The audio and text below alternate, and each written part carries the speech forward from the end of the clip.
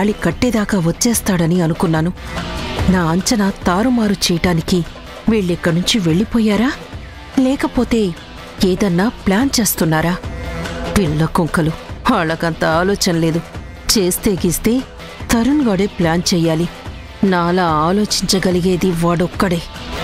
ఆ పిల్లలు తండ్రికి ఎదురు పడితే ఏం జరుగుతుందో వాడు ఊహించే ఉంటాడు. అందుకే నాగ్గా తప్పించాడు. అయినా అసలు మూల విరాట్ ఆ జనని రాలేదేంటింకా? ఈ పాటికే ఇక్కడ హాజరై ఉండాలే, ఎందుకు రాలేదు? కొంపతీసి వీళ్లంతా కలిసి ఏదైనా గూడుపుటాని చేస్తున్నారా? కార్యం కానిస్తారా, అడ్డుపడతారా?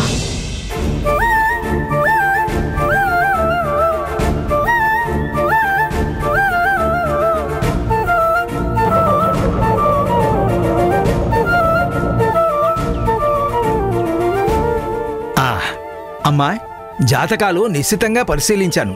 ఇద్దరి జాతకాలు బ్రహ్మాండంగా కలిశాయి.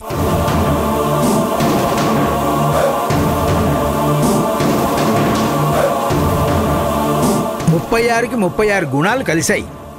ఇప్పుడు ఈ పేర్లకి తగ్గట్టు వీళ్ళిద్దరి జాతక బలాన్ని అనుసరించి ఈ క్షణంలో గొప్ప ముహూర్తం ఉందమ్మా. మీరు అంటే నిశ్చితార్థం ముగించేయొచ్చు.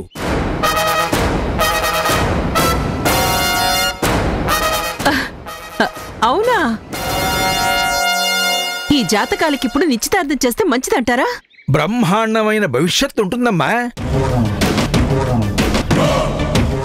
ఎక్కడ మార్కులు అటు ఇటు పడినా మీ అమ్మాయి అనిపించుకోవడానికి ఈ నిశ్చితార్థం కరెక్టు.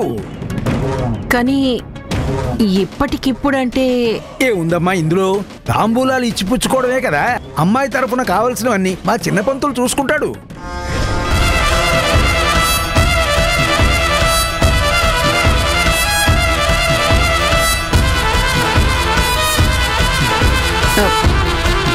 తప్పు లేదంటారా పంతులు గారు?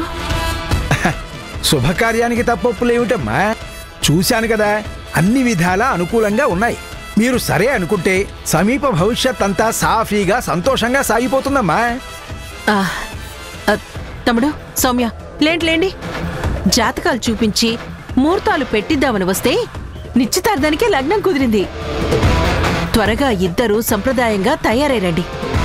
పంతులు గారి చేతుల మీదుగా మమ అనిపించి తాంబూలాలు మార్చుకుంటే సగం పెళ్ళైపోయినట్టే. అప్పుడు నా భారమూ తీరిపోతుంది.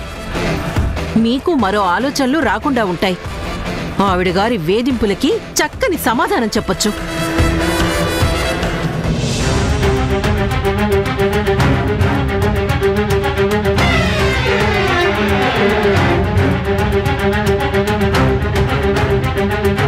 ఏంటింకా కూర్చున్నారు? లేవండి, తొందరగా వెళ్ళి బట్టలు మార్చుకురండి. లేవండి. పదగుణ.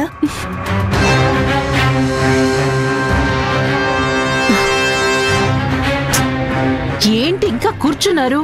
లేవండి, తొందరగా వెళ్ళి బట్టలు మార్చుకొని రండి. లేవండి. లే సౌమ్య.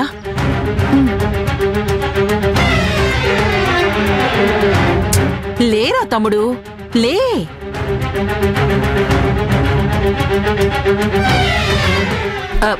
గుణ, వెళ్ళండ్రా, టైం అవుతుంది. లేమ్మా.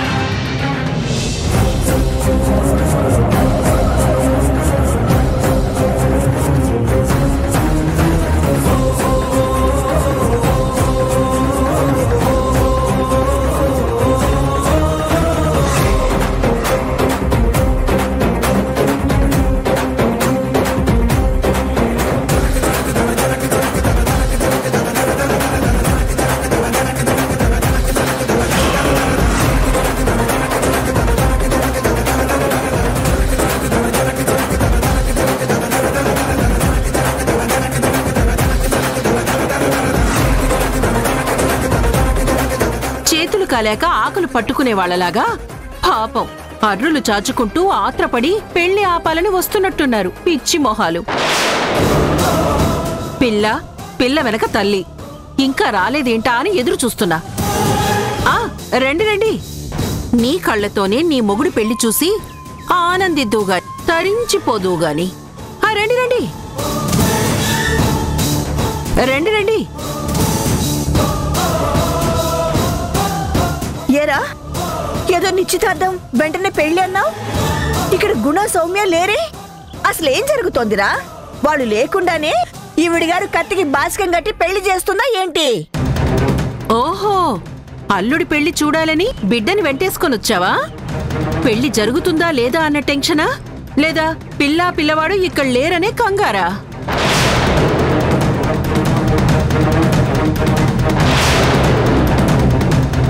పెళ్లి జరగబోయేది గుణ సౌమ్యలది. ఇప్పుడే పంతులు గారు జాతకాలు కూడా చూశారు. అద్భుతం, బ్రహ్మాండం అని చెప్పారు. నీ కూతురుతో జరిగిన పెళ్లి పెటాకులైనట్టుగా కాదు, నిండు నూరేళ్లు వాళ్ళు సుఖ సంతోషాలతో ఉంటారని చక్కటి ముహూర్తం కూడా పెట్టారు. నిశ్చితార్థం నుంచి తలంబ్రాలు పడేదాకా ప్రశాంతంగా పెళ్లి కూడా చూసుకుని వెళ్దురు గాని.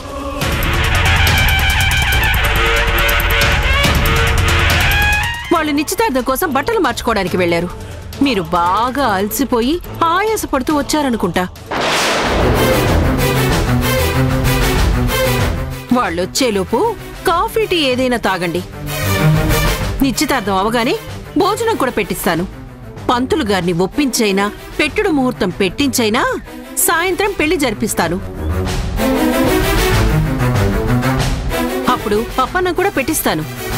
తిని వెళ్తురు గాని.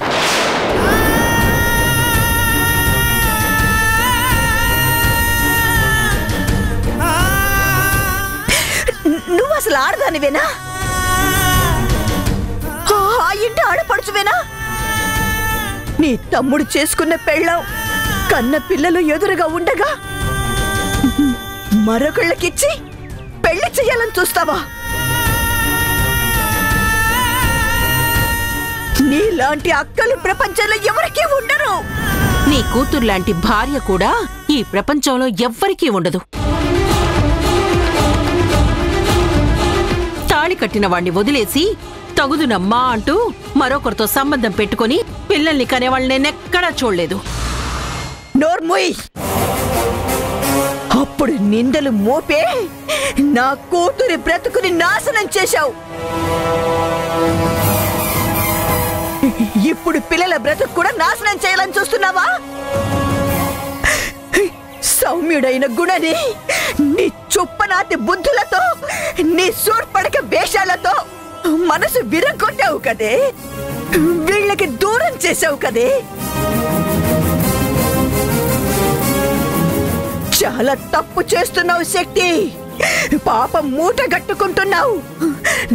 నువ్వు ఎవరి కళ్ళైనా కప్పచ్చు, కానీ అమ్మవారి కళ్ళు కప్పలేవు. ఎప్పుడో అప్పుడు ఆవిడ కోపానికి నువ్వు బలవక తప్పదు. నా కూతురి శోకం నీకు శాపమై తగులుతుంది. వెళ్ళవమ్మా వెళ్ళు. నీ శాపనార్థాలకి ఇక్కడెవ్వరూ భయపడరు. గుట్టుగా కాపురం చేసుకోవాల్సింది నా తమ్ముణ్ణి కాదనుకొని తల ఎగరేసి గడప దాటి వచ్చింది కదా. నీకింకా బుద్ధి రాలేదా? ఎన్ని పాపాల్ని వెనకేసుకొస్తావు? చివరికిది నా తండ్రిని కూడా పొట్టలు పెట్టుకుంది. ఎవరో నిందలేశారు, దాని సంసారం నాశనం చేశారు అని అంటున్నావే, అది శుద్ధ తప్పు.